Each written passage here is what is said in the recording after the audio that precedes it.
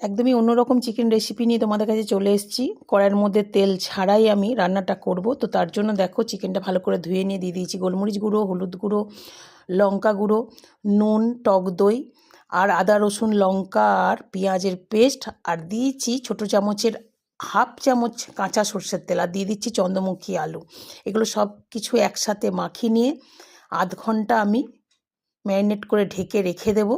তো বন্ধুরা, চিকেন রেসিপিটাও তোমাদের সামনে আনবো, তবে আমি এই ভিডিওটা ছাড়ার পর তোমরা কে কে দেখতে চাও এই চিকেন রান্নাটা অবশ্যই কমেন্ট করে জানাবে।